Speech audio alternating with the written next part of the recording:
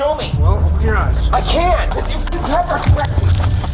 Sir, take me to the hospital. Calm down. You're at the hospital. If I was, you would give me my identification so I can give it to the hospital. Calm down. You don't need it. I didn't do anything. You're a woman. You're going to treat me like this? You're gonna get tight. Get in the car. Listen. Get in the car. Get in the car. I'm getting in the car. Okay, I'm in. When the people who enforce the law decide to take it into their own hands, resignations, suspensions, and viral shame often follow. These 4 women learned the hard way that even badges aren't untouchable, and the only qualified immunity they had was immunity from common sense. On a frosty September night in Grand Junction, Colorado, Officer Tafoya of the Grand Junction Police Department turned a contractor's nap into a constitutional crisis, proving that not all heroes wear capes, but some definitely need better training manuals. Bradley Conley, a contractor hired to build a Dollar Tree in a vacant shopping center, learned the hard way that resting in his car after hours was a crime. If your cop has a wild imagination. On the night of September 5th, 2023, contractor Bradley Conley was resting in a vehicle after hours in the parking lot for the Monument Valley Shopping Center in Grand Junction, Colorado, which had been vacant since 2015 and was currently under construction. Mr. Conley was working on the construction of a combined Dollar Tree and Family Dollar store and had authorization to be on property after hours when Officer Tafoya of the Grand Junction Police Department noticed the vehicle in the otherwise empty lot. Officer Tafoya rolled into the Monument Valley Shopping Center parking lot, a ghost town since 2015, and spotted Conley's parked truck. The scene: no smashed windows, no alarms, just a man reclining in his seat. Okay. Do you have your driver's license with you? So, I want to verify that you are supposed to be here. What kind of store are you guys working on? Okay. If you want, I can. Okay. Who's a good contact? I'm him. What do you mean I'm him? I'm the guy. So, do you have any paperwork or anything? I know you might have a key. You said you could lock it up or open it up and stuff like that. Do you have? She demanded ID, insisting Conley was trespassing. He calmly explained he was the contractor rebuilding the plaza. Keys to the building included. Tafoya, unconvinced, doubled down. She demanded that the man prove who he is or go to jail. Conley, a self-described constitutional rights advocate, declined. The standoff began. Officer Tafoya argues that unless she can verify that Mr. Conley is permitted to be in the parking lot, he is trespassing. Under Section 18-4-504 of the Colorado Revised Statutes, which is the state's third-degree criminal trespass statute, quote, "A person commits the crime of third-degree criminal trespass if such person unlawfully enters or remains in or upon premises of another." Backup arrived, and Officer Tafoya changed gears from ask questions later to cuff first, Google laws later. Conley, now shivering in a tank top, found himself in handcuffs, not for resisting, fleeing, or even raising his voice, but for existing near construction he was hired to oversee. Tafoya's reasoning? Trespassing. Never mind that Conley had keys to the building, tools on site, and 7 weeks of pay stubs proving he belonged there. Her backup, Officer Dressler, nodded along like this was standard procedure for a guy napping in a Dodge Ram. If you just want to hang tight, I have another officer coming, so we'll just hang out and we'll wait and we'll just go through that. You don't have any weapons or anything There's in your no vehicle? weapon, not one weapon Okay. in here. No. Okay. I mean, you know, ill will or no harm, and I don't respect whatsoever. But you're not gonna get my. I promise you that. I'm not committing a crime. I'm supposed to. So it'd probably be best. Body cam footage showed Tafoya pivoting to new accusations: an open marijuana container, a grinder in his truck, and illegal camping, aka sleeping in a car on private property. Conley, ever the trivia buff, noted Colorado's open container law only applies to public roads. Officer Tafoya's response? A blank stare and tighter cuffs. You said you've been previously contacted by law enforcement. Have you been contacted by law enforcement Here. at this address? Where? Well, yeah, they stopped by all the time. Not contacted. They just came through and seen how I was doing when I was working. Well, that's completely different, right? Yeah, well, Okay. Was that daytime or nighttime? Nighttime and daytime, both. But I'm not answering any more questions, and I'm not talking to you. Okay. Enter Corporal Moore, the genius who called Life Community Church at 2 a.m. to ask if they wanted to press trespassing charges. The catch? Conley was parked in a corner of the lot the church technically owned, though no signs, fences, or divine interventions marked the boundary. Other than that, I have nothing more to say, and you're not getting many. Or fingerprint reader or any of that. And there's nothing illegal in there. It'd be really nice to let me put on a sweatshirt right there. It's kind of chilly. Or just let me go. So, you know, I know you don't want to listen to us and you're not going to, but I'll listen to you. this all could have been, like, It could all been okay if she walked up and said, what are you doing? And I said, The groggy church rep said, sure, unaware Conley's truck was 10 feet from the Dollar Tree he'd spent weeks building. Tafoya, now armed with a civilian's sleepy "I guess," treated it like a signed warrant. Meanwhile, Conley's dog whined in the passenger seat, likely wondering what was happening to its owner. Vehicle. so am I under arrest? Yes. I am under arrest? Yes. It's right there in my door. And what is your first name, sir? Bradley, B-R-A-D-Y.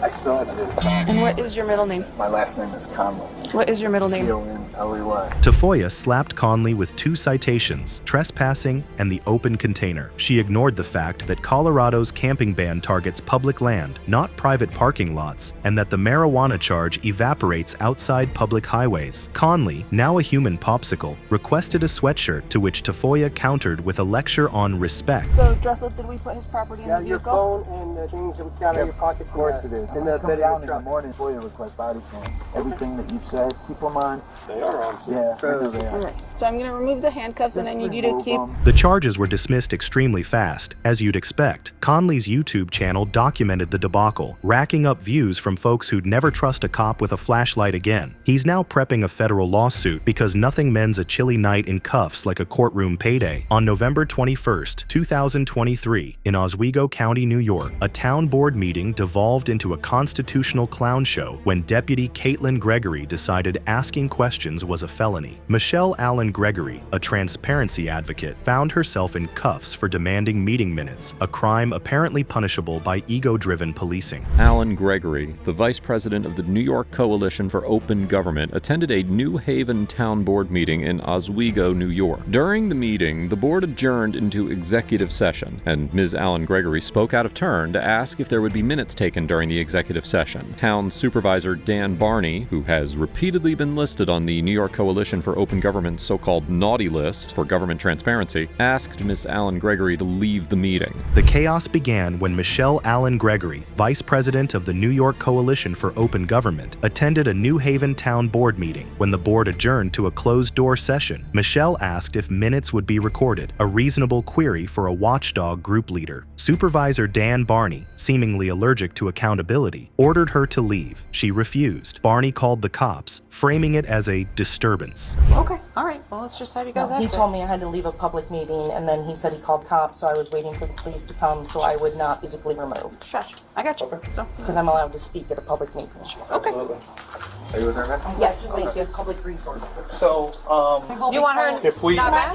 yeah, if I want to have her arrested, can I do that? No. Deputy Caitlin Gregory arrived, body cam rolling, and approached Michelle with the subtlety of a sledgehammer. Michelle, seated calmly, explained she was waiting for the meeting to conclude. Barney claimed she disrupted proceedings by speaking twice. Gregory, ignoring context, demanded ID. Michelle declined, citing her rights. Officer Gregory's rebuttal: "You're being investigated for obstruction." Translation: asking questions is a crime. Ms. Alan Gregory could not be convicted of trespassing. Likewise, it is highly unlikely that an additional obstructing charge would be warranted for her refusal to provide her identification to Deputy Gregory. Although Section 140.50 of the New York Criminal Procedure Law authorizes police officers to detain individuals based on reasonable suspicion of criminal activity and demand of their name, address, and an explanation of their conduct, Gregory escalated, threatening arrest for refusing to identify, a charge as flimsy as Barney's transparency record. Michelle, shivering in a tank top, requested a sweatshirt. Gregory offered cuffs instead. Backup arrived, and the deputy doubled down. She accused Michelle of trespassing, despite the fact that Michelle had attended dozens of meetings without issue. The crime existing while informed. officers even inform citizens why they are being detained or arrested, let alone provide them with copies of the relevant statutes. In fact, arrests can be considered constitutional even if an officer arrests an individual for a violation of one statute without probable cause, as long as there is objective probable cause to support a different charge. Michelle's friends, Holly Bale and another woman, refused to abandon her. Gregory labeled them trespassers too, despite no lawful order to leave. Body cam footage showed Gregory patting down Michelle like she'd smuggled state secrets, not a wallet. Other than that, I just threatened you with arrest like 6 times. For what? Again? OGA. No, that's violation of policy. No, that's not what I'm placing you under arrest for. You're refusing to identify yourself, and that's what you're going to be charged with. Please make sure she's safe. Where's she? Okay, now you guys are leaving? Please make sure she's safe. She's going to be safe. Trust me. Yes. Gregory's pièce de resistance, arresting Michelle for obstruction and hauling her to jail. The charges? Criminal trespass and disorderly conduct, crimes as real as Barney's commitment to open government. Michelle spent the night in custody, her dog whimpering in the parking lot, while Officer Gregory filed paperwork with the confidence of someone who'd never read the First Amendment. No. Can you take my purse, Holly? Yes.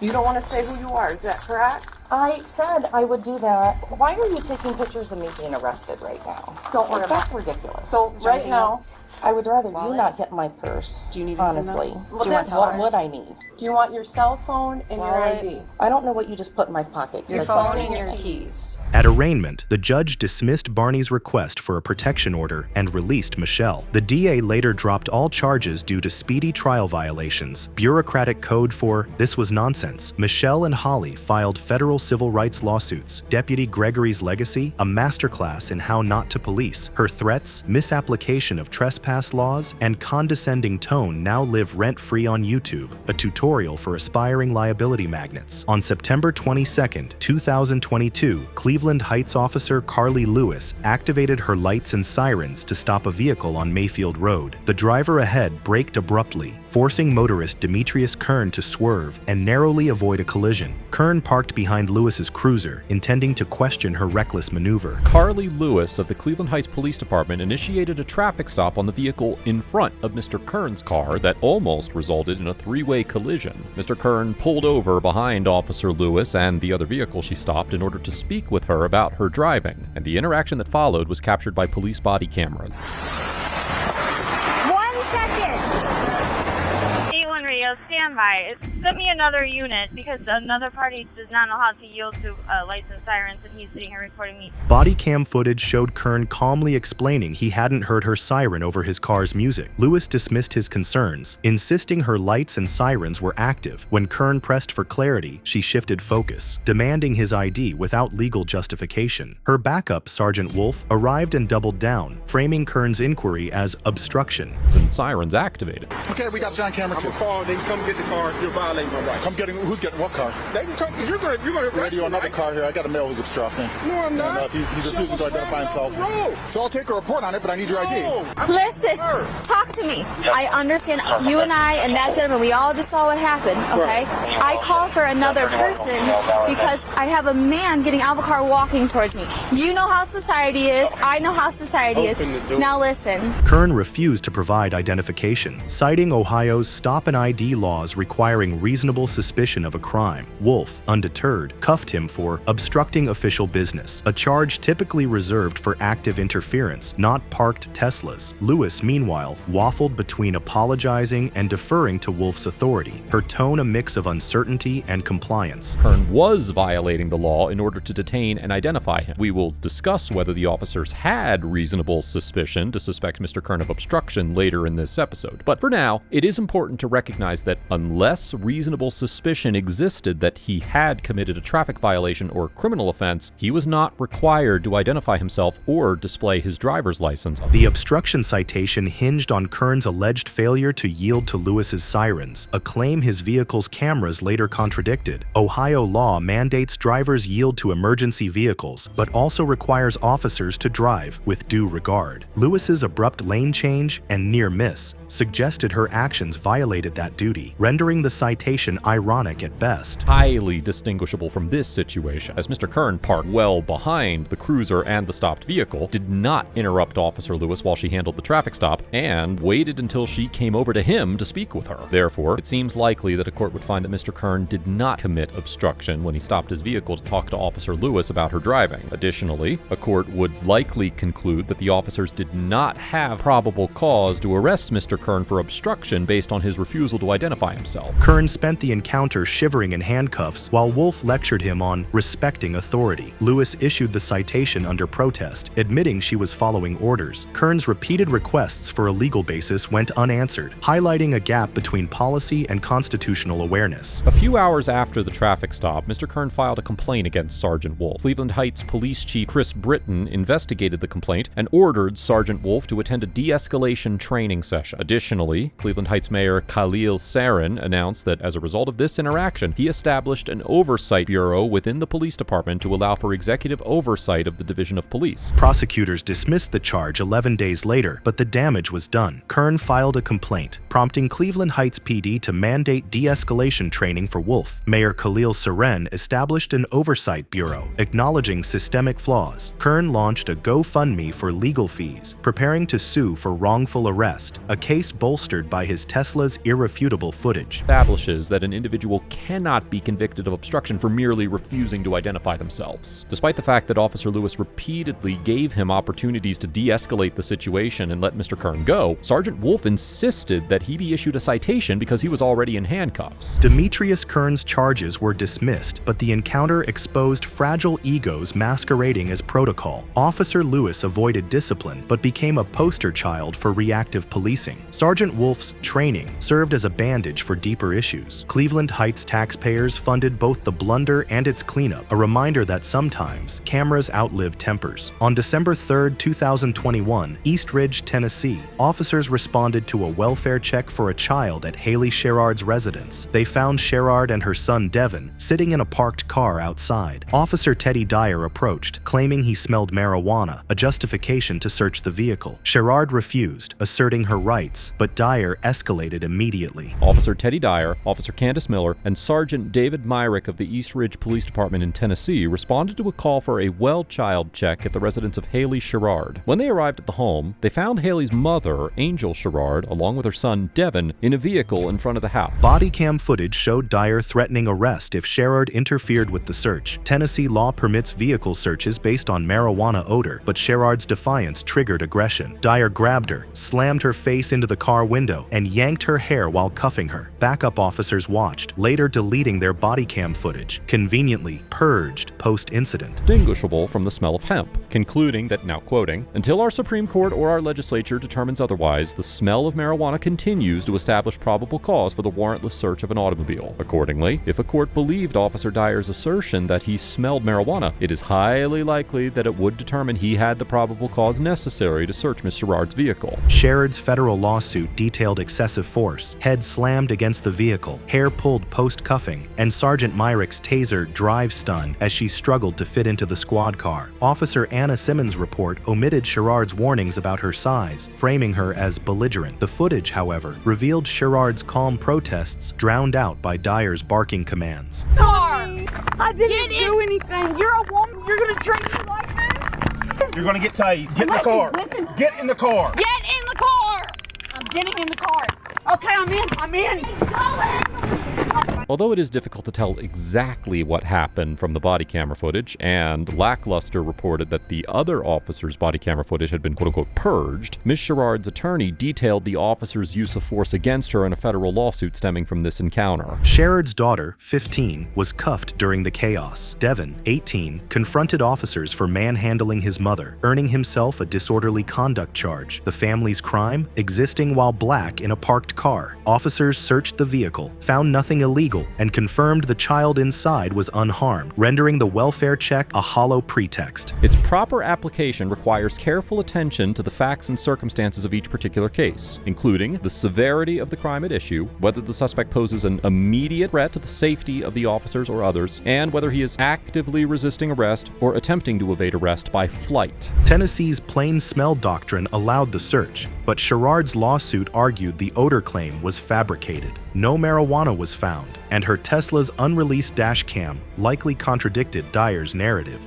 The department's history of similar lawsuits, including Dyer's prior excessive force allegations, painted a pattern of reckless policing. To support a disorderly conduct conviction, based on the body camera footage of what actually occurred, it seems unlikely that a court would find that Ms. Sherrard could be convicted of disorderly conduct, or that her arrest was even supported by probable cause. As to the resisting charge, according to Section 39-16-602 of the Tennessee Code, quote, "It is an offense for a person to intentionally prevent or obstruct." Sherrard was hospitalized, charged with disorderly conduct and resisting arrest. Prosecutors dismissed all charges in April 2022, but the damage lingered. The family sued East Ridge PD in federal court, settling for $110,000 for the minor daughter and undisclosed sums for Sherrod and Devin. Officer Simmons was fired in December 2022, only to be hired days later by Bradley County, then resigning mysteriously in May 2023. Try to talk to him. How old is he? 18. He's old enough to take a ride. He goes to the big boy jail. Listen, I want you to know how this would have went. Ma'am, I'm going to have to search your car. Okay, I didn't find anything. Guess what? Have a good night.